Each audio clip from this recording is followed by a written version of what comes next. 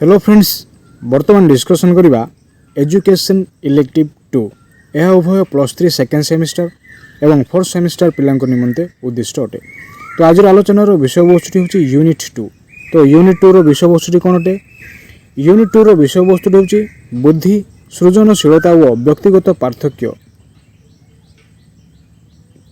Intelligence, creativity and individual difference. तो unit 2 गोटे दीर्घ उत्तरमूलक प्रश्न बा लंग क्वेश्चन संबंध में मैंने आलोचना करवा।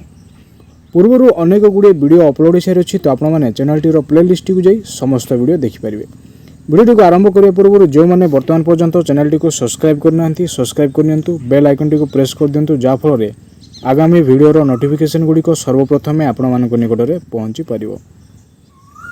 वीडियो को स्किप नक संपूर्ण रूपे देखा निमंते चेष्टा करूँ। जदि स्किप करके देखिए वर्तमान आलोचनार विषयवस्तुटी सठिक रूप से बुझीपारे ना। प्रश्नटी कौन अटे देखा। प्रश्नटी हूँ गार्डनर बहु उपादान बुद्धि तत्व वर्णना कर। Explain Gardner's theory of multiple intelligence.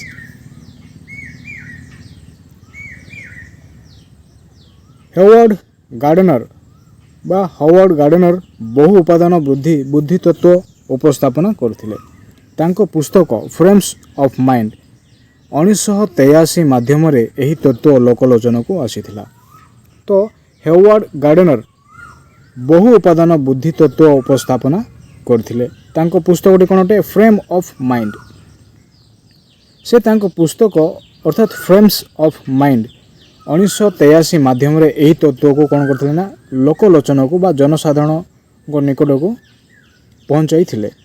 तांकर एही तत्व तीनोटी विचार उपरे आधारित होई अछि। तांकर एही तत्वटी तीनोटी विचार उपर कौन होई अछि ना आधारित होई अछि। से गुडी कौन कौन अटे देखिया। प्रथम रहिला प्रथमतः बुद्धि एकक सत्ता नुहे।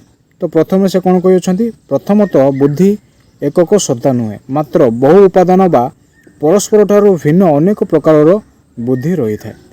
तो प्रथम विचारटी तांकर कौन अटे? प्रथम विचारटी है प्रथमतः बुद्धि एकक सत्ता नुहे, मात्र बहु उपादान बा परस्पर ठारू भिन्न अनेक प्रकार बुद्धि रही थाए। द्वितीय विचारटी कौन अटे देखिए। द्वितीय विचारटी हूँ बहु उपादान बुद्धि गुड़िक परस्पर ठारू सबुबले स्वतंत्र। तो बहु उपादान बुद्धि गुड़िक कौन होता है ना परस्पर ठारू सबुबले स्वतंत्र रही थाए। मनेकर जड़े व्यक्ति गोटे प्रकार बुद्धि रे उत्तम हेले तेबे से अन्य बुद्धि गुड़िक उत्तम बा निरुत्तम होता है। तो एठार मान कौन देखुचे ना जड़े व्यक्ति उदाहरण स्वरूप गोटे प्रकार बुद्धि रे उत्तम हेले तेबे से अन्य बुद्धि गुड़िक कौन होता है ना उत्तम बा निरुत्तम होता है। जहाँ से प्रकार सूचना मिले ना, तो जहाँ से प्रकार सूचना मिल न थाए। तृतीय विचारटी कौन अटे देखिए। तृतीय विचारटी है विभिन्न प्रकार बुद्धि गुड़िक परस्पर मध्य अंतक्रिया करथांती। तो विभिन्न प्रकार बुद्धि गुड़िक कौन करथांती ना परस्पर मध्य अंतक्रिया स्थापन करथांती, जहाँ फल कौन सी समस्यार समाधान समय विभिन्न प्रकार बुद्धि गुड़िक संयुक्त भाव में सक्रिय होई एकत्र कार्य करती। तो विभिन्न प्रकार बुद्धि गुड़िक परस्पर मध्य कौन होता है ना अंतक्रिया स्थापन करथांती। यह फल कौन होता है कौन सी समस्यार समाधान समय भिन्न भिन्न प्रकार बुद्धि गुड़िक संयुक्त भाव में कौन होता है ना सक्रिय होई एकत्र कार्य बहन करथांती बा कार्य करिथांती। सेहीपरि गार्डनर ए पर्यंत 8 प्रकार बुद्धि विषय रे आलोचना करिछंती। तो गार्डनर कौन करिछंती ए पर्यंत 8 प्रकार बुद्धि विषय से कौन करिछंती आलोचना करिछंती। तांको मतरे एही बुद्धि गुड़िक सम परिमाण रे समस्तक निकट में समान भाव में रही न थाए। तांको मतरे एही बुद्धि गुड़िक कौन अटे ना सम परिमाण रे समस्तक निकट में समान भाव में रही न थाए। गार्डनर एही 8 प्रकार बुद्धि गुड़िक होची। तो निम्न रे गार्डनर जो 8 प्रकार बुद्धि संपर्क में मत पोषण कर सेगुड़िक कौन कौन अटे बर्तमान देखिए। प्रथम रहा भाषागत बुद्धि। भाषागत बुद्धि कौन अटे? गार्डनर मतरे जड़े व्यक्ति विभिन्न क्षेत्र में दक्षता संपन्न होगाक हेले तार भाषागत योग्यता रहिबा आवश्यक। तो ଭାଷାଗତ ବୁଦ୍ଧି କହିଲେ ଆମେ ଏଠାରେ କ'ଣ ବୁଝୁ ଗାର୍ଡନରଙ୍କ ମତରେ? ନା ଗାର୍ଡନରଙ୍କ ମତରେ ଜଣେ ବ୍ୟକ୍ତି ବିଭିନ୍ନ କ୍ଷେତ୍ରରେ ଦକ୍ଷତା ସମ୍ପନ୍ନ ହେବାକୁ ହେଲେ ତା'ର ଭାଷାଗତ ଯୋଗ୍ୟତା ନିହାତି ରହିବା ଆବଶ୍ୟକ। ଉଦାହରଣ ସ୍ୱରୂପ ସେ ସମ୍ବନ୍ଧରେ ପଢ଼ିବା, ଲେଖିବା, ଶୁଣିବା, ବୁଝିବା, କହିବା ପ୍ରଭୃତି ଦକ୍ଷତା ରହିବା ଆବଶ୍ୟକ। ଏହି କ୍ଷେତ୍ରରେ ରୁଷୋ, ୱିଲିୟମ ସେକ୍ସପିୟର, ଇଲିୟଟ ଏବଂ ରବୀନ୍ଦ୍ରନାଥ ଟାଗୋରଙ୍କର ଉଦାହରଣ ନିଆଯାଇପାରେ। ତ ଏହି ସମ୍ବନ୍ଧରେ ଏହି ସମସ୍ତ ବ୍ୟକ୍ତିତ୍ୱ ବା ବ୍ୟକ୍ତିଙ୍କର ତତ୍ତ୍ୱର ଉଦାହରଣ ଗୁଡ଼ିକ ଆମେ ନେଇପାରିବା। କେଉଁମାନେ?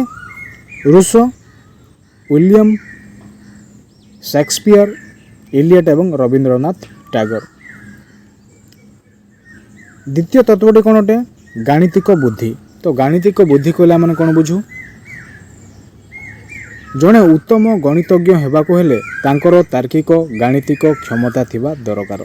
ତ ଜଣେ ଉତ୍ତମ ଗଣିତଜ୍ଞ ହେବାକୁ ହେଲେ କ'ଣ ରହିବା ଆବଶ୍ୟକ? ନା ତାଙ୍କର ତାର୍କିକ ଗାଣିତିକ କ୍ଷମତା ରହିବା ନିହାତି ଆବଶ୍ୟକତା ରହିଥାଏ,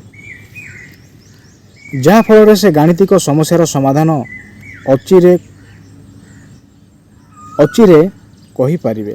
ତ ଯାହାଫଳରେ କ'ଣ ହେଇପାରିବ? ନା ଗାଣିତିକ ସମସ୍ତ ସମସ୍ୟାର ସମାଧାନ ଅତି ସହଜରେ କରିପାରିବେ। ଯେଉଁ ବ୍ୟକ୍ତି ତର୍କପ୍ରିୟ ତା'ର ବିଚାର ବୁଦ୍ଧି ପ୍ରୟୋଗ କରି ଯୁକ୍ତି କରିବାର କ୍ଷମତା ଥିବା ଦରକାର। ତ ଯେଉଁ ବ୍ୟକ୍ତି ବିଶେଷମାନଙ୍କର ତର୍କପ୍ରିୟ ରହିଥାଏ ତା'ର ବିଚାର ବୁଦ୍ଧି ପ୍ରୟୋଗ କରି କ'ଣ କରିବା ଆବଶ୍ୟକ? ନା ଯୁକ୍ତି କରିବାର କ୍ଷମତା ରହିଥିବା ଆବଶ୍ୟକତା ରହିଥାଏ। ବିଶେଷ କରି ଗଣିତଜ୍ଞ, ଦାର୍ଶନିକ, ପଦାର୍ଥ ବିଜ୍ଞାନୀ ଏ ପ୍ରକାରର ବୁଦ୍ଧିର ପ୍ରୟୋଗ କରିଥାନ୍ତି। ତ ଏହି ପ୍ରକାର ବୁଦ୍ଧିର ପ୍ରୟୋଗ କେଉଁମାନେ କରିଥାନ୍ତି? ଗଣିତଜ୍ଞ, ଦାର୍ଶନିକ, ପଦାର୍ଥ ବିଜ୍ଞାନୀ ଏ ପ୍ରକାରର ବୁଦ୍ଧିର ପ୍ରୟୋଗ କରିଥାନ୍ତି। ତୃତୀୟ ତତ୍ତ୍ୱଟି କ'ଣ ଅଟେ? ସ୍ଥାନିକ ବୁଦ୍ଧି। ସ୍ଥାନିକ ବୁଦ୍ଧି କହିଲେ ଆମେ ଏଠାରେ କ'ଣ ବୁଝୁ? ଏ ପ୍ରକାର ବୁଦ୍ଧି ଜଣେ ମହାକାଶଚାରୀ ଏବଂ ସମୁଦ୍ରରେ ଯାତ୍ରା କରୁଥିବା ନାବିକଙ୍କ ନିମନ୍ତେ ପ୍ରଯୁଜ୍ୟ। ତ ସ୍ଥାନିକ ବୁଦ୍ଧି କେଉଁମାନଙ୍କ ନିମନ୍ତେ ପ୍ରଯୁଜ୍ୟ? ଜଣେ ମହାକାଶଚାରୀ ଏବଂ ସମୁଦ୍ରରେ ଯାତ୍ରା କରୁଥିବା ନାବିକଙ୍କ ନିମନ୍ତେ ଏହା ପ୍ରଯୁଜ୍ୟ ଅଟେ। କେଉଁ ବିଷୟଟି? ନା ସ୍ଥାନିକ ବୁଦ୍ଧି। ସେମାନଙ୍କର ମାନଚିତ୍ର ଉପରେ ଦଖଲ ଥିବା ଦରକାର। ତ ସେମାନଙ୍କର କେଉଁ ବିଷୟରେ ଦଖଲ ରହିବା ଆବଶ୍ୟକ? ନା ମାନଚିତ୍ର ଉପରେ ସେମାନଙ୍କର ଦଖଲ ରହିବା ଆବଶ୍ୟକତା ରହିଛି। ଦେଖାଯାଏ ଯେ ଏ ପ୍ରକାର ବୁଦ୍ଧି ଇଞ୍ଜିନିୟର, ଶଲ୍ୟ ଚିକିତ୍ସକ, ବିମାନ ତଥା ଗାଡ଼ି ମୋଟର ଚାଳକ, ଚେସ୍ ଖେଳାଳି ଇତ୍ୟାଦି ବ୍ୟକ୍ତିମାନଙ୍କର ନିକଟରେ ବହୁ ପରିମାଣରେ ପରିଲକ୍ଷିତ ହୋଇଥାଏ। ତ ସ୍ଥାନିକ ବୁଦ୍ଧି କେଉଁମାନଙ୍କ ନିକଟରେ ଲକ୍ଷ୍ୟ କରାଯାଏ? ନା ଦେଖାଯାଏ ଯେ ଏ ପ୍ରକାର ବୁଦ୍ଧି ଇଞ୍ଜିନିୟର, ଶଲ୍ୟ ଚିକିତ୍ସକ, ବିମାନ ତଥା ଗାଡ଼ି ମୋଟର ଚାଳକ, ଚେସ୍ ଖେଳାଳି ଇତ୍ୟାଦି ବ୍ୟକ୍ତିମାନଙ୍କ ନିକଟରେ ବହୁ ପରିମାଣରେ କ'ଣ ହୋଇଥାଏ? ନା ପରିଲକ୍ଷିତ ହୋଇଥାଏ। ଚତୁର୍ଥ ବିଷୟଟି କ'ଣ ଅଟେ? ସଙ୍ଗୀତ ସମ୍ବନ୍ଧୀୟ ବୁଦ୍ଧି। ତ ସଙ୍ଗୀତ ସମ୍ବନ୍ଧୀୟ ବୁଦ୍ଧି କହିଲେ ଆମେ କ'ଣ ବୁଝୁ? ଏ ପ୍ରକାରର ବୁଦ୍ଧି ଥିବା ବ୍ୟକ୍ତି ଗୀତ ଗାଇବା ପାଇଁ, ବାଜା ବଜାଇବା ପାଇଁ, ସଙ୍ଗୀତ ପାଇଁ ଆବଶ୍ୟକୀୟ ସ୍ୱର ଇତ୍ୟାଦି ପ୍ରତି ଯଥେଷ୍ଟ ଧ୍ୟାନ ଦେଇଥାନ୍ତି। ତ ସଙ୍ଗୀତ ସମ୍ବନ୍ଧୀୟ ବୁଦ୍ଧି କହିଲେ ଆମେ ଏଠାରେ କ'ଣ ବୁଝୁ? ଏ ପ୍ରକାରର ବୁଦ୍ଧି ଥିବା ବ୍ୟକ୍ତି ଗୀତ ଗାଇବା ପାଇଁ, ବଜା ବଜାଇବା ପାଇଁ, ସଙ୍ଗୀତ ପାଇଁ ଆବଶ୍ୟକୀୟ ସ୍ୱର ଇତ୍ୟାଦି ପ୍ରତି ଯଥେଷ୍ଟ ଧ୍ୟାନ ଦେଇଥାନ୍ତି। ପଞ୍ଚମଟି ହେଲା ଶାରୀରିକ ପେଶିଜ ବୁଦ୍ଧି। ତ ଶାରୀରିକ ପେଶିଜ ବୁଦ୍ଧି କ'ଣ ଅଟେ? ପ୍ରତ୍ୟେକ କାର୍ଯ୍ୟ ପାଇଁ ବିଭିନ୍ନ ପ୍ରକାରର କୌଶଳ ଓ ନିପୁଣତା ରହିଅଛି।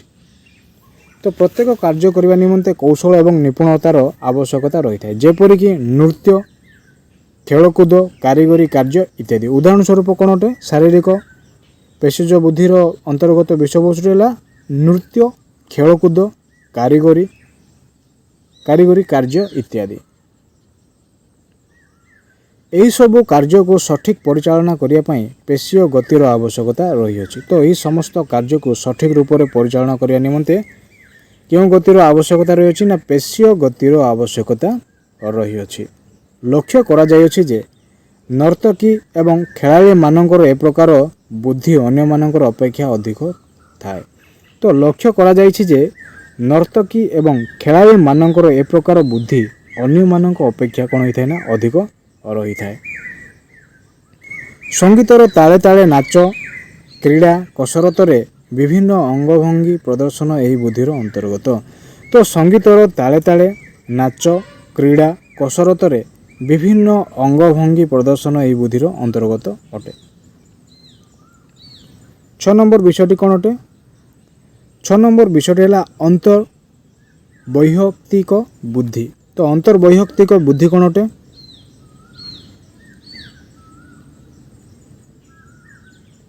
ଅନ୍ୟମାନଙ୍କର ଆଚରଣ ଓ ଅନୁଭବ ଏବଂ ଅଭିଜ୍ଞତାକୁ ଠିକ୍ ଭାବରେ ବୁଝିବା ଏହି ବୁଦ୍ଧିର ଅନ୍ତର୍ଗତ ଅଟେ। ତ ଏହି ବୁଦ୍ଧିର ଅନ୍ତର୍ଗତ ବିଷୟବସ୍ତୁ କ'ଣ ଅଟେ ନା ଅନ୍ୟମାନଙ୍କର ଆଚରଣ ଓ ଅନୁଭବ ଏବଂ ଅଭିଜ୍ଞତାକୁ ଠିକ୍ ଭାବରେ ବୁଝିବା ଏହି ବୁଦ୍ଧିର ଅନ୍ତର୍ଗତ ଅଟେ।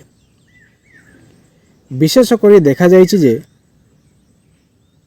ରାଜନୈତିକ ବ୍ୟକ୍ତି, ଶିକ୍ଷକ, ଚିକିତ୍ସକ, ଧାର୍ମିକ ନେତା ତଥା ବିକ୍ରି କାର୍ଯ୍ୟରେ ନିୟୋଜିତ ବ୍ୟକ୍ତିମାନଙ୍କ ନିକଟରେ ଏ ପ୍ରକାର ବୁଦ୍ଧି ବହୁ ପରିମାଣରେ ଉଚ୍ଚ ସ୍ତରରେ ଥାଏ।